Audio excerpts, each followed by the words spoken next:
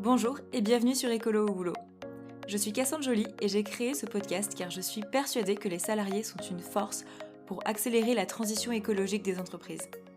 Avec ce podcast, prenez confiance en votre pouvoir et faites le plein d'idées pour agir concrètement. Alors maintenant, arrêtez de trier vos emails pour être écolo au boulot et concentrez-vous sur les actions les plus efficaces parce qu'il y a urgence à prendre soin de notre environnement. Je suis ravie de vous accueillir dans ce mouvement de professionnels qui osent faire changer les choses. Bonjour et bienvenue dans cet épisode Explique-moi la RSE. L'année dernière, on avait traité le sujet de la CSRD dans ce format Explique-moi la RSE. Et c'est vrai que la CSRD, en soi-même, il faut déjà comprendre ce que c'est. Et puis après, quand on doit la mettre en place, on découvre plein de mots et de termes un peu barbares qu'on comprend pas. Et donc, on va continuer à creuser un peu ce sujet et comprendre ce que veulent dire certains termes, et notamment aujourd'hui le terme analyse de double matérialité. C'est un truc, franchement, même avec la définition de chaque mot mis bout à bout, on comprend pas ce que ça veut dire. Je vous fais une parenthèse, car entre le moment où nous avons enregistré cet épisode et sa diffusion, donc le moment où vous l'écoutez, une proposition de la Commission européenne vise à annuler ou reporter la CSRD pour de nombreuses entreprises. Au-delà du fait que ce serait vraiment une mauvaise nouvelle si ça passait pour la RSE, voici ce que ça change sur cet épisode. Alors, pour les structures qui sont toujours concernées par la CSRD, l'analyse de double matérialité, ça restera un de ces éléments. Et pour les structures exonérées, donc on parle quand même de peut-être 80% des entreprises qui étaient soumises, mais qui voudraient quand même effectuer ce reporting de manière volontaire, elles pourront faire une analyse de matérialité classique, pas forcément double. Vous n'y comprenez toujours rien et vous ne savez de toute façon pas faire la différence entre une analyse double ou simple? Eh bien restez écouter cet épisode et on va éclaircir tout ça.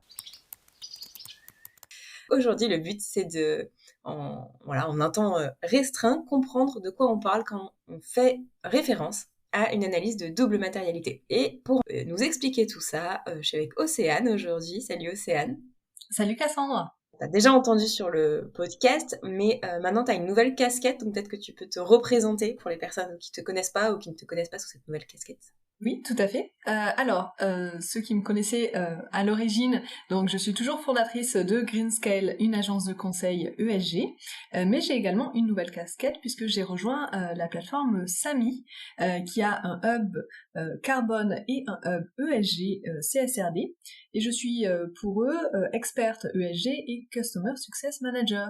Voilà, donc on est en plein dans ton sujet d'expertise sur lequel tu travailles tous les jours désormais. Tout à fait.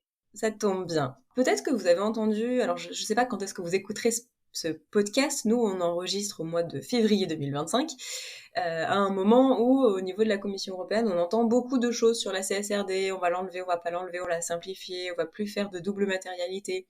Je sais pas ce qu'il en sera, nous ce qu'on va vous dire aujourd'hui c'est ce qui est prévu, sans éventuel changement. Enfin je sais pas Océane, comment tu vois les choses là-dessus? Oui, effectivement, tous les jours, on a des nouvelles plutôt vraies, plutôt fausses, on ne sait pas encore. Donc, il y aura une décision le 26 février, mais en attendant, on va vous parler de l'analyse de double matérialité, ses bonnes pratiques, etc. Moi, je ne pense pas que on reviendra en arrière sur l'analyse de double matérialité parce qu'elle a une vraie valeur à la fois d'un côté impact et du côté financier pour l'entreprise, mais on ira un petit peu plus dans le détail tout à l'heure. Ok, ça marche. Eh ben, écoute, on y va. L'analyse de matérialité, déjà qu'elle soit double ou simple, finalement, qu'est-ce que c'est? À quoi ça sert? Alors, il faut savoir que lorsqu'on parle de matérialité en RSE, c'est tout simplement l'importance d'un sujet. Matérialité égale importance. Ok, donc c'est une analyse de l'importance des sujets de l'entreprise. C'est ça, sur des sujets RSE, c'est-à-dire environnement, social, gouvernement. Super. Donc, une analyse de double matérialité a pour objectif de décider quels sont les sujets qui sont importants ou matériels, et qui doivent donc être traités par des politiques, des actions et suivis par des indicateurs. C'est une forme de priorisation quelque part? Oui, totalement. L'analyse va nous permettre de prioriser ces sujets. Donc, les sujets dont on parle, c'est tous ceux qui rentrent dans le cadre de la RSE. La biodiversité, le changement climatique, la diversité, l'inclusion, on appelle ça les enjeux RSE. Et ouais, du coup, c'est intéressant parce que souvent les entreprises ne savent pas trop par où prendre le sujet et quoi faire en premier comme action. Du coup, ça leur permet de prioriser leurs actions. Tout à fait, exactement. Ok. Et quand on dit double matérialité, c'est parce que on va regarder l'aspect financier et l'aspect impact. C'est ça, tout à fait. Donc, on parle de double. Souvent, on voit une flèche qui va dans les deux sens. C'est l'impact de l'environnement, la société sur l'entreprise. Donc, ses risques, ses opportunités. Et également, l'impact de l'entreprise sur l'environnement et la société. Ok. Donc, les impacts positifs, négatifs. Et lorsque vous entendez parler d'IRO, IRO, eh bien, c'est tout simplement ce dont on vient de discuter, les impacts positifs, négatifs, les risques et les opportunités. En gros, comment ça marche? On fait une liste de nos impacts, risques, opportunités et après on les place dans notre analyse? C'est ça. On va venir en fait faire une liste d'impacts, risques et opportunités et de venir les noter pour pouvoir savoir lesquels sont les plus importants, les plus forts, les plus matériels. Ok, donc bon, maintenant qu'on comprend à peu près ce que c'est une analyse de double matérialité, qui est-ce qui doit réaliser cette analyse et dans quel cadre ça se fait? J'ai un peu donné la réponse, je crois, hein. Enfin, en tout cas, dans la CSRD, c'est quelque chose qu'il faut faire. Oui, effectivement, l'analyse de double matérialité s'est popularisée énormément avec la CSRD, puisque c'est maintenant le moyen de savoir quelles données l'entreprise doit reporter dans son rapport de durabilité. Donc, toutes les entreprises qui sont soumises à la CSRD sont concernées. Et ce sera aussi le cas pour l'évolution de la CSRD avec l'application des LSME. Donc ceux qui connaissent pas les LSME, en fait c'est une version simplifiée des ESRS et c'est destiné à des plus petites entreprises. J'avais dit qu'il y avait beaucoup de termes barbares et compliqués, hein. Bon, si vous ne savez pas ce que c'est, faites abstraction. En tout cas, si vous êtes concerné par la CSRD, vous êtes concerné par l'analyse des doubles matérialités. Et hors de ce cadre-là, est-ce que de la CSRD, est-ce que ça sert à quelque chose de faire une analyse de double matérialité? Oui, en soi, toutes les entreprises peuvent réaliser cet exercice. C'est certes un petit peu complexe, mais par contre, c'est très instructif parce que, comme on en a parlé, ça permet de connaître les priorités de sa démarche RSE. Et puis, les mises à jour en fait de cette analyse de double matérialité, elles peuvent totalement s'intégrer avec des analyses de risque qui sont plus classiques dans une entreprise, puisqu'on fait une analyse de risque financière, par exemple, et que c'est un sujet qu'on traite aussi dans l'analyse de double matérialité. Hmm, ok. Et du coup, peut-être qu'on peut s'intéresser à comment on fait cette analyse. Donc, on a dit qu'on va avoir des risques, des opportunités, des impacts, qui soient financiers ou physiques. Je sais pas comment on peut dire ça. Et qu'on va les lister. Mais concrètement, voilà, je veux faire mon analyse de double matérialité. Comment je m'y prends? Alors, la première étape pour faire une analyse de double matérialité, c'est de lister quels sont les enjeux qu'on va étudier. Et pour ça, le plus simple, c'est d'aller reprendre la liste des sous-thèmes qui sont dans les ESRS ou les LSME. Donc, on va avoir des thèmes, par exemple, l'adaptation ou l'atténuation du changement climatique. On va avoir des thèmes sur le personnel, etc. Alors, attends, où est-ce qu'on les trouve, ces thèmes et ces sous-thèmes de l'ESRS et LSME? Ça, vous le trouvez sur le site de l'EFRAG.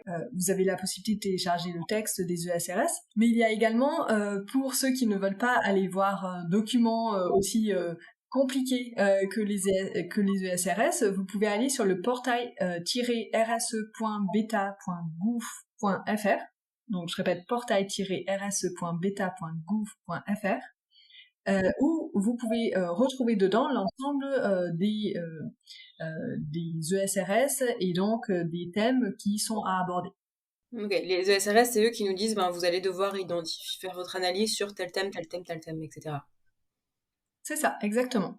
Et donc, sur chacun de ces thèmes, on va dire, est-ce qu'ils sont pertinents par rapport au secteur d'activité de l'entreprise, par exemple, ou est-ce qu'on a d'autres enjeux qui vont être plus spécifiques à notre secteur d'activité qu'on souhaite rajouter. Donc, on fait notre liste de thèmes, notre liste d'enjeux que l'on doit étudier.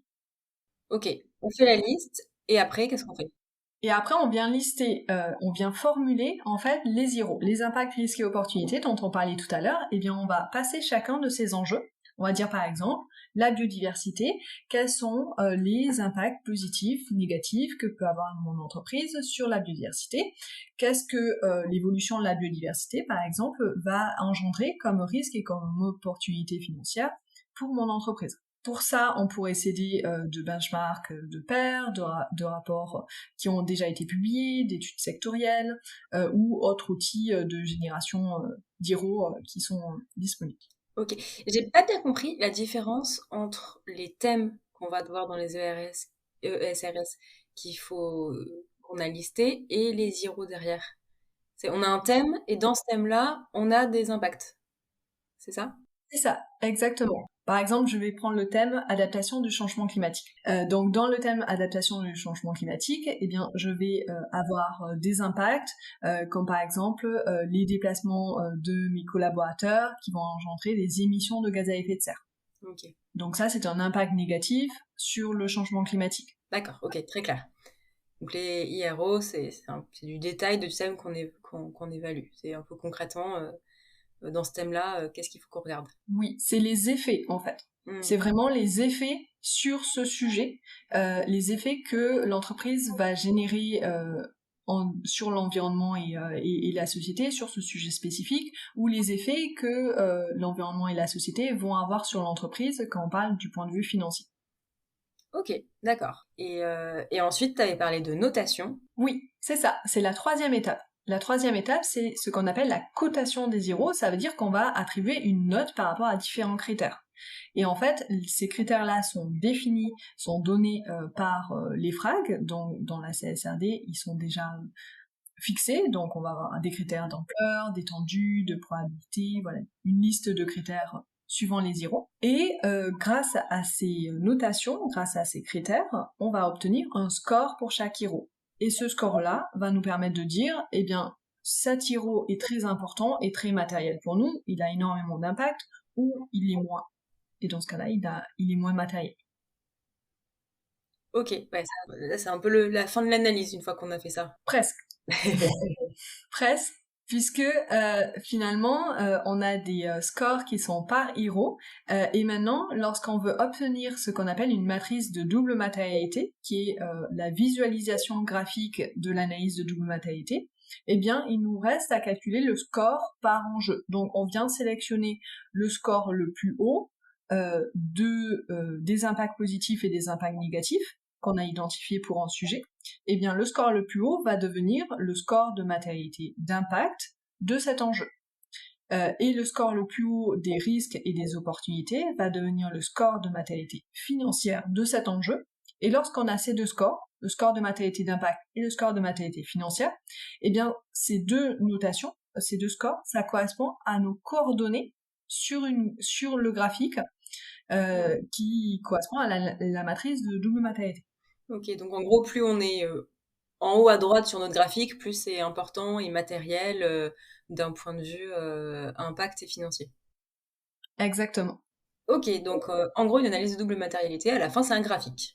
On va pouvoir du coup sélectionner quels sont les sujets qui vont être les plus importants pour l'entreprise et donc derrière venir aligner la démarche RSE de l'entreprise avec des politiques, des actions, des indicateurs à suivre.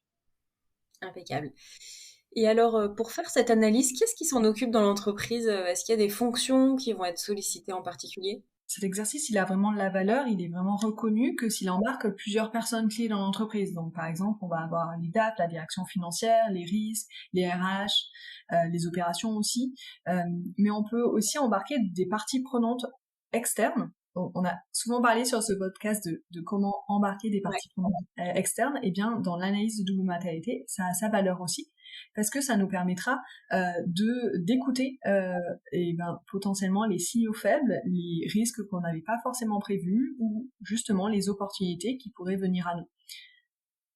On va donc questionner des clients, des fournisseurs ou toute autre partie prenante, soit en amont quand on liste les enjeux sur lesquels s'intéresser, soit durant le travail pour s'assurer qu'on n'a pas oublié des impacts, risques et opportunités, ou bien au moment de la cotation, si on n'est pas sûr, par exemple, de la probabilité que un impact négatif survienne, eh bien, on peut solliciter une partie prenante qui va bien connaître le sujet. Par exemple, une association de biodiversité locale, si on a un sujet de biodiversité.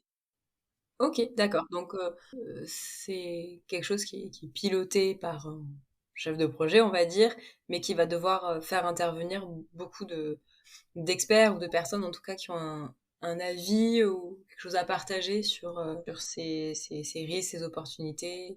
On aura une analyse qui sera d'autant plus pertinente, d'autant plus reconnue si on a un ensemble de personnes dans l'entreprise et en dehors qui y participent. Ça peut pas se faire tout seul dans son bureau, quoi. Ça peut, mais du coup, c'est beaucoup moins pertinent et effectivement pas toujours très précis. Ouais. Ok. Et ça prend combien de temps de réaliser tout ça? Parce qu'il y a beaucoup d'étapes. Si en plus il faut concerter largement, je suppose que ça peut être plus ou moins long à faire. Oui, alors ça dépend de la taille de l'entreprise, si sa chaîne de valeur est plus ou moins complexe, et également si elle met en place une démarche participative avec des parties prenantes internes et externes. Mais ce que j'ai observé, c'est que ça prend entre 1 et 6 mois à peu près pour faire cette analyse. Ok. Et une fois que c'est réalisé, cette analyse, comment est-ce qu'on l'utilise? Eh bien pour ça, c'est la toute dernière étape, c'est le fait de mettre des seuils de matérialité. Les seuils de matérialité, c'est vraiment la limite au-delà de laquelle vous considérez qu'un enjeu il est important pour vous, que ce soit d'un point de vue de l'impact ou d'un point de vue financier.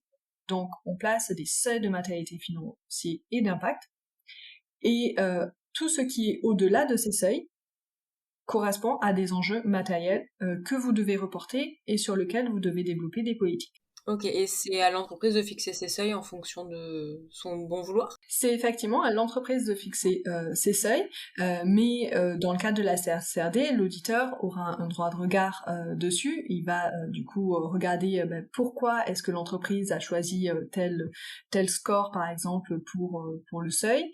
L'entreprise devra justifier pourquoi elle a fait ce choix-là. Est-ce qu'on peut apprendre des choses sur une entreprise en regardant son analyse de double matérialité?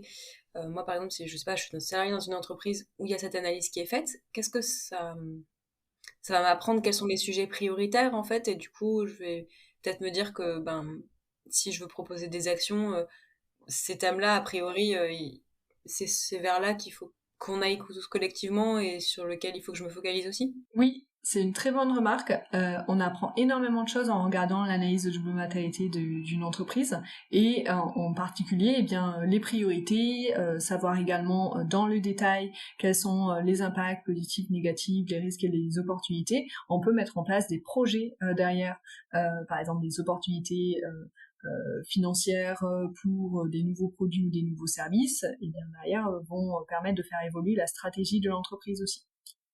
Ok, donc hyper intéressant. Après, derrière, ça sert à tout le monde, quoi. Tout à fait. Ok, écoute, super. Merci beaucoup. C'est beaucoup plus clair pour moi. Je dis pas que je serais prête à en faire une comme ça là, mais en tout cas, ça me permet de comprendre de quoi on parle. Donc merci beaucoup, Océane. Je t'en prie, merci à toi. Écoute, j'espère que les auditeurs, auditrices ont également mieux compris ce dont il s'agissait quand on parle d'analyse de double matérialité. C'est donc la fin de cet épisode Explique-moi la RSE. On essaie de faire rapide à chaque fois. Et si vous avez d'autres sujets, d'autres termes, d'autres choses en RSE que vous voudriez qu'on explore, n'hésitez pas, envoyez-moi un mail à cassandre@ecoloauboulot.fr. Merci, à bientôt, ciao. Merci encore d'avoir écouté cet épisode jusqu'au bout. Et si vous cherchez d'autres idées, je vous conseille mon livre Écolo au boulot, 60 éco-défis pour agir. Publié aux éditions Jouvence et disponible chez vos libraires. Maintenant, à vous de jouer. Ciao!